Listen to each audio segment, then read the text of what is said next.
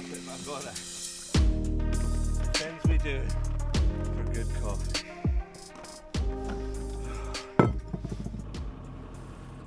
Hi guys, so we're just about to throw the rope off this mooring and then head into Oban. We have a number of checks that we have to do first, so we've done most of them. Engine's running. Most importantly, we have water pumping through the engine. It's going to take us about 2 or 3 hours, and we're just going to mosey along. We have got a camera up on the bow as well, so we'll talk a wee bit about that in a while once we get underway. Right now I'm going to pass you over to Jasmine to hold this camera while I go and throw us off the mooring.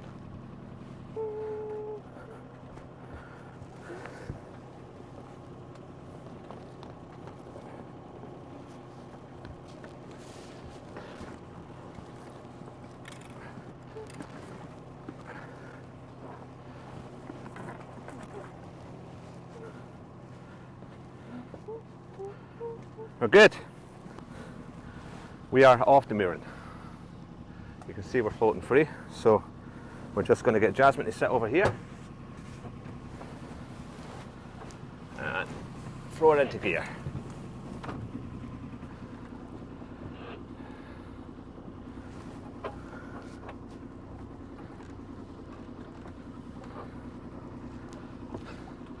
And we're off.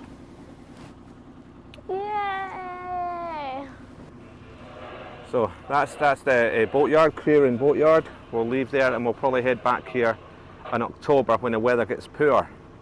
We're about 11 degrees just now in temperature where we are in April, end of April even. Okay, so we have a camera right up at the bow, which is going to be filming us as we're going around our adventures with this particular blog. Jacobite Sailing Adventures. Jacobite being the name of our boat, of course, which is a 31-foot Trident Marine Challenger. So it was built by Trident Marine, who build ships, and it was designed by Angus McQueen, who also designed Moody's. So it's good stock.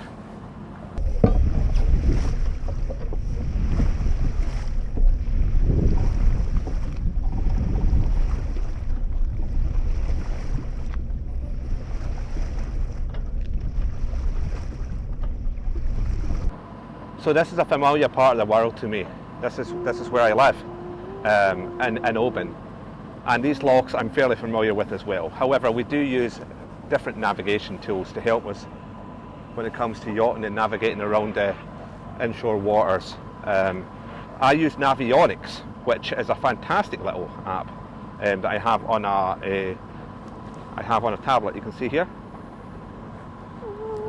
and the little triangles us, and that little purple line basically tells me where I need to go to get home. So that's where we're going.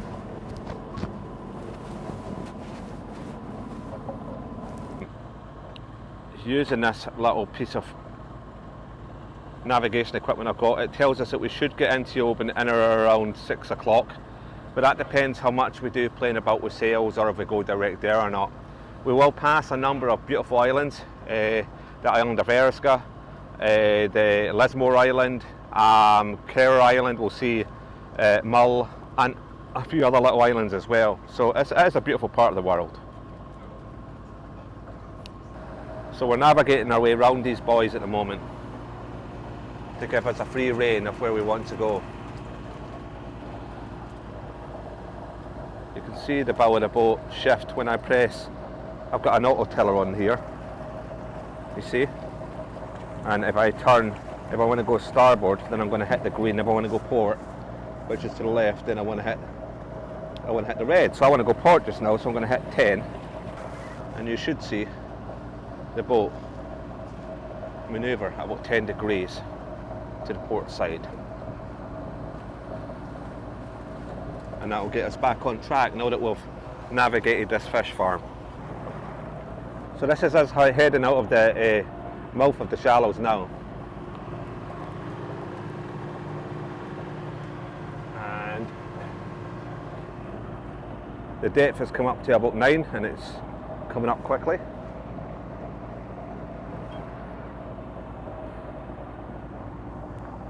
That island ahead of us there, right across the water, is the island of Lismore.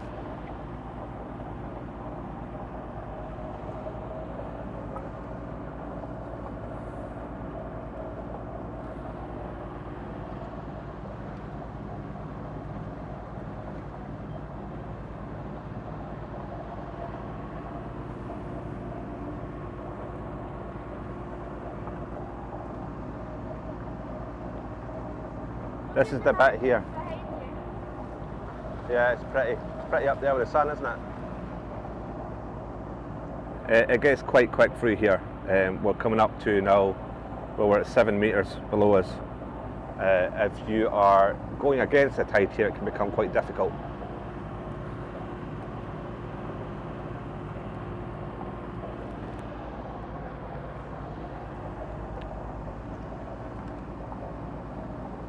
Surprised there's no sails on there today.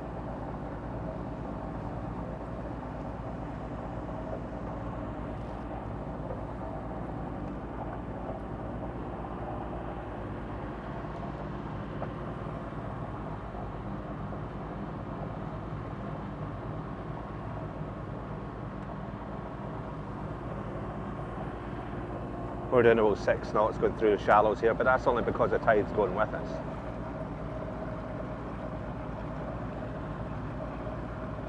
See if I can just angle this camera for you so you can get a bit of a look here.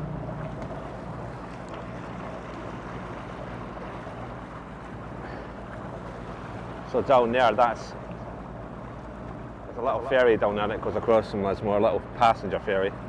It takes you to the mainland. You'll get Castle Stalker, which we'll probably see later in this season. We'll do a little spin round Lismore, show you Glen Sander and all the rest of it. Beyond Lismore, there in the hills behind that, that's the Morven Peninsula. So Jasmine's going to skipper the boat for a bit while I play about with cameras and things. I'm just going to give her the tiller. Yeah, I don't know if you can see all the way up there. I'm sure you can probably see it on the bow camera a bit better, but yeah, that big cruise liner, it's probably heading for the Sound of Mull. That's where they all head to. How we doing now, Captain, all right?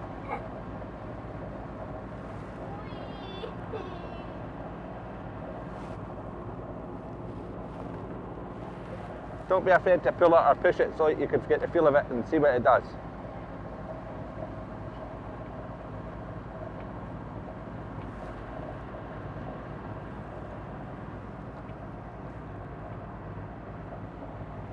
So what we've done is, I've got 2 DJI Action 3 cameras, and I've placed one on the bow, which I'm going to keep on the bow. That's the plan. I'd like to have had 4 Action 3 cameras, but then I could put one on the bow, one in the stern, one in port side and one in starboard side.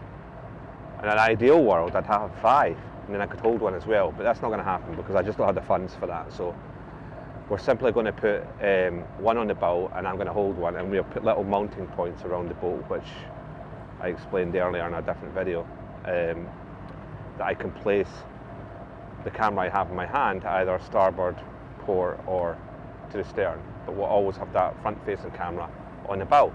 But what I've did, because and I am an amateur at this, I am just novice. So what I've did is I've done what everyone else does, and I've went onto YouTube to see what everyone else is doing, and see if there's people that are a wee bit more qualified and experienced than I, to give us some advice on what settings to put on cameras.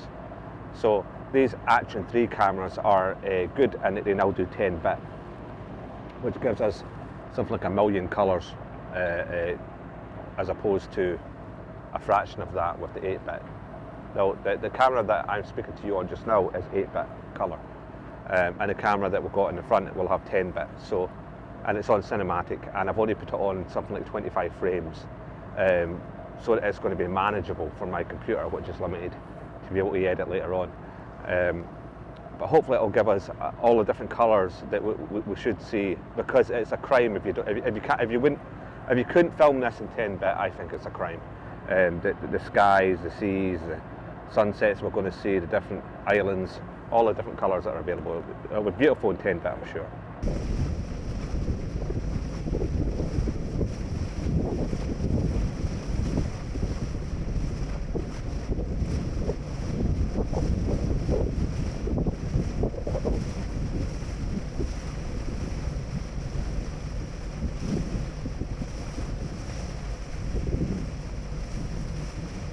That's where we are. You see that we're veering off a little bit.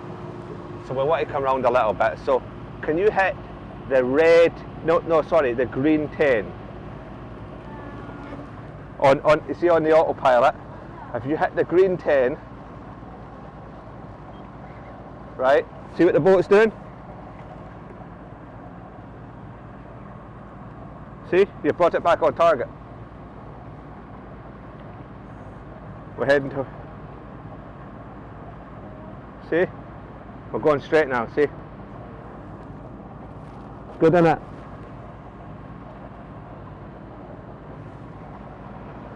So yeah, we have an auto tiller, which is fantastic, brilliant, wouldn't be without it. Simple little device that means I can take my hands off and just let the boat steer itself. I just need to make sure that we're going in the right direction, and it gives me a chance to speak to all you guys.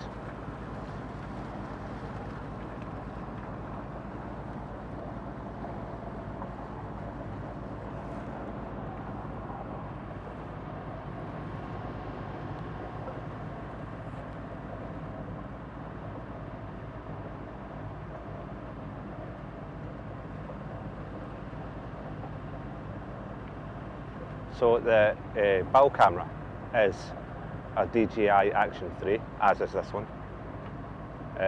It's mounted at the front of the boat, right at the bow. I'm not sure if you can see it from here.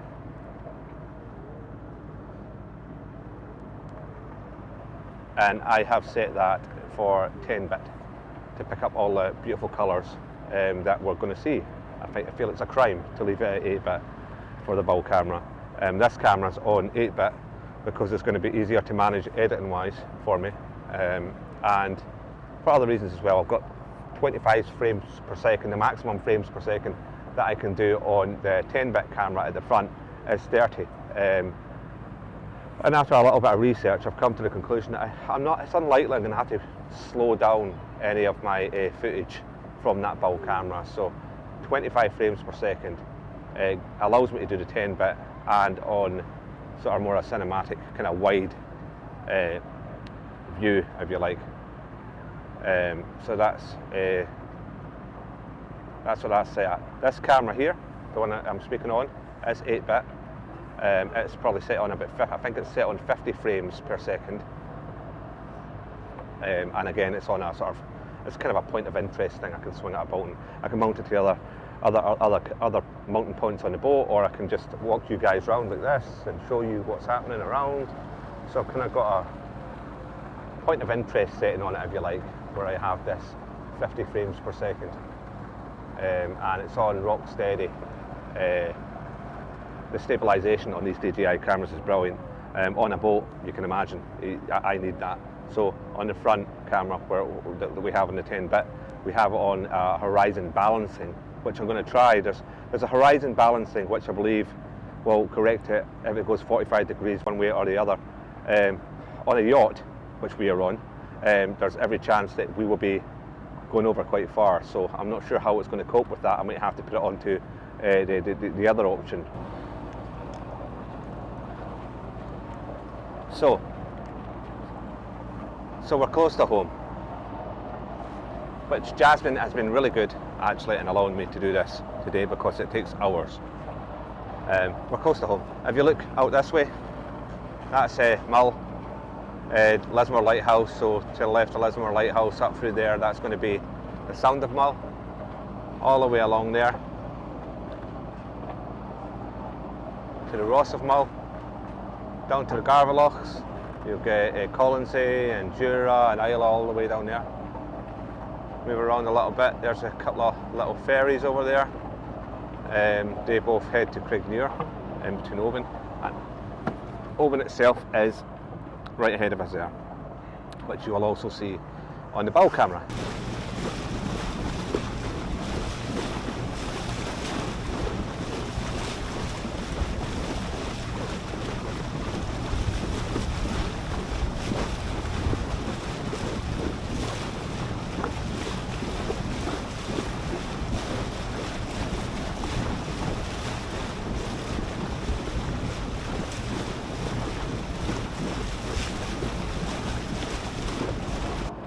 That's Little Ganavan to the left of us,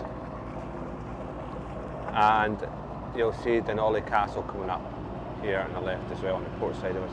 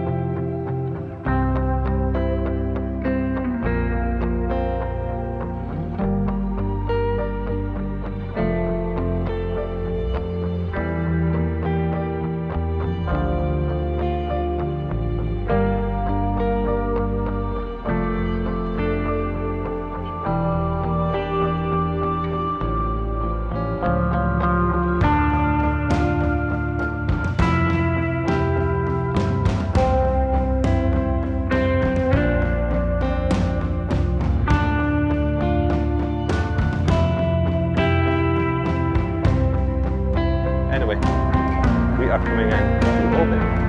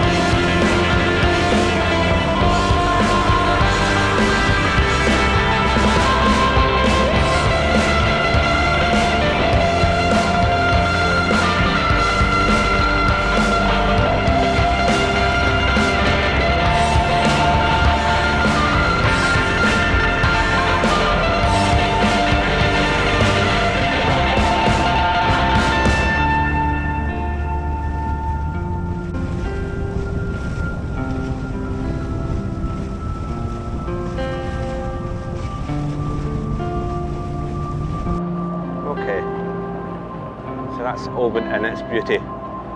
Not the nicest of days, but dry at least. Now all I need to do is find my mooring.